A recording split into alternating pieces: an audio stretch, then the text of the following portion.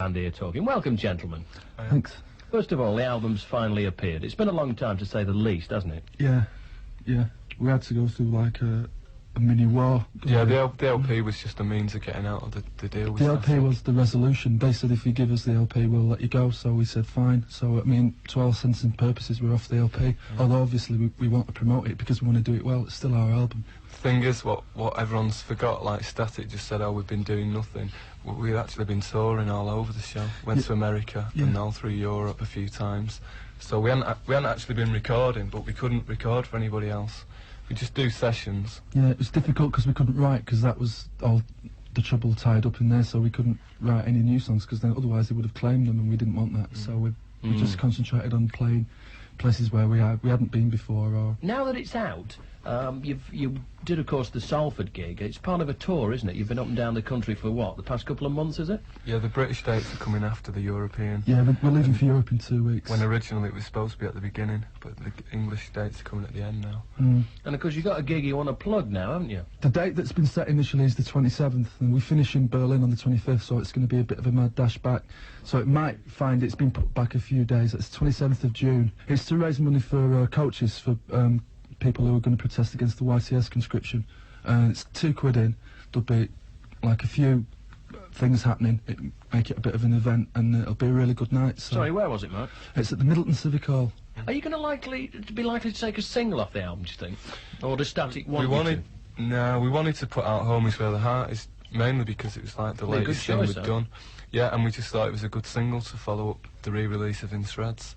But Static, we started getting the cover together to release with the album, and Static all of a sudden just dropped the idea. They changed their minds. So we've done newer material now, so I reckon Home Is Where the Heart Is will probably get put back, because it will be out of date by the time we get to release it on a new label. You see, the thing is, you've got quite a few fans, to say the least, that have followed you over the years. And nowadays, when it comes down to charting records, I, for one, would have thought it might be a good idea to put something like a Chameleons double track out, with maybe an unreleased track on a B-side or a live version of a song, and your fans would buy it, and consequently it would chart and sell the album off the back of it. That doesn't half help the record company, does it? It's those people initially who, like, first of all, the first single In Shreds and Scripts of the Bridge, it's those people that they were the first to get into the group, and those are the people that, like, I know I can't speak for others, but I consciously feel I want them to stay with us.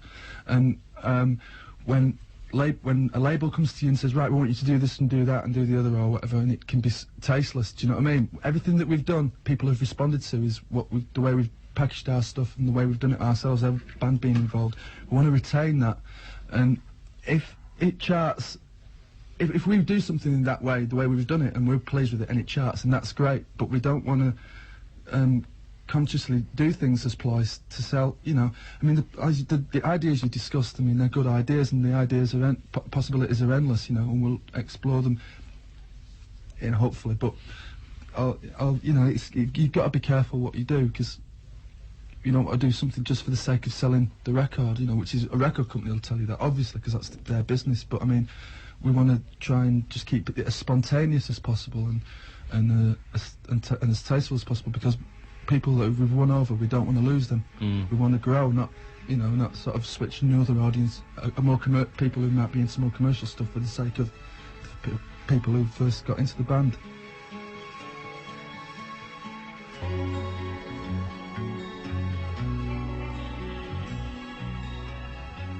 The thing is, I mean, it wouldn't be an understatement to say that due to your firm beliefs on how the band's career should be structured, you've suffered in the past, haven't you, with record companies? I mean, you had this deal with Epic, and then one single came out, and then you disappeared. Yeah, they just didn't... I mean, what was it, a 7-album deal or something? 8-album deal. Yeah, they signed us on the strength of a tape, and just assumed that everything we wrote was like that. And when they heard In Shreds, they nearly died. They couldn't believe it. Really?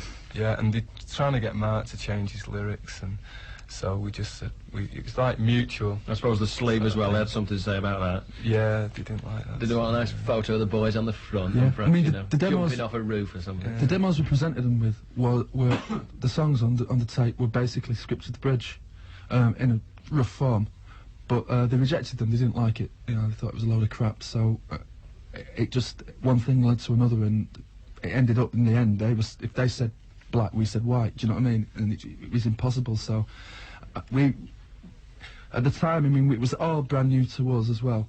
I mean, it was just we were like we're still naive to a certain extent, but more so then.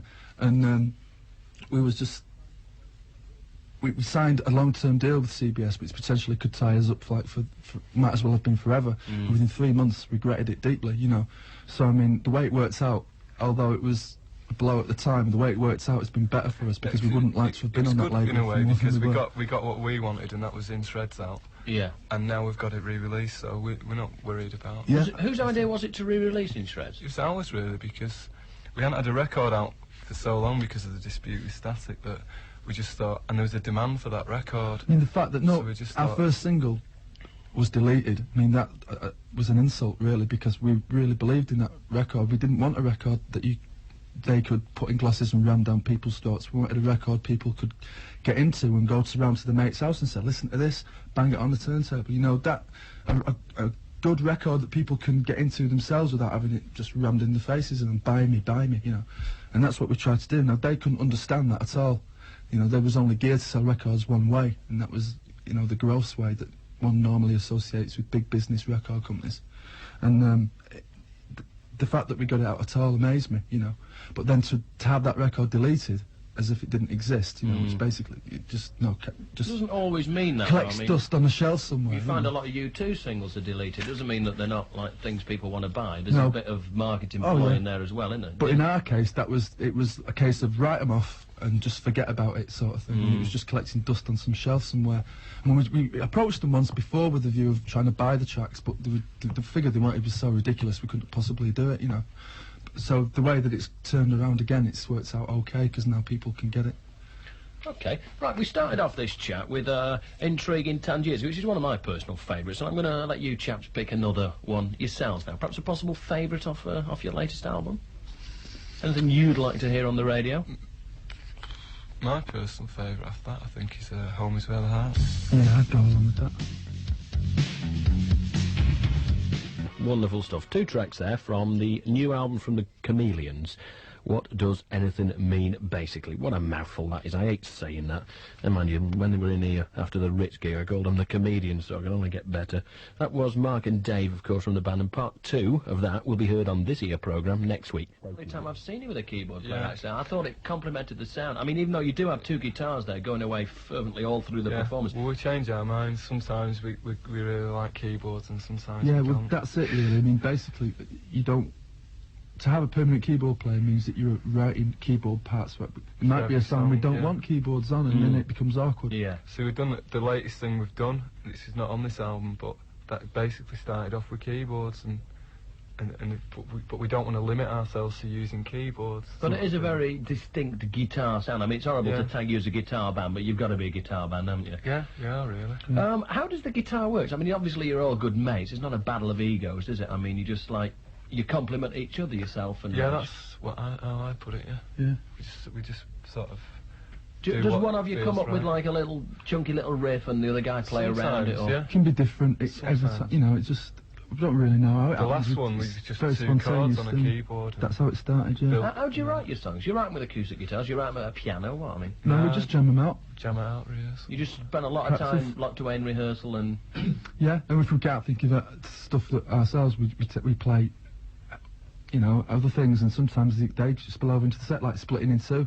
We always used to play that, you know, if we was just rather sat around and we said, well, let's learn that, and we started doing that at gigs, and songs that we really liked by other bands. We did a version of Breakdown in Preston, which was like Pete Shelley heard it just throttled me, I think. What do the Chameleons listen to at home, if you do get to home any time?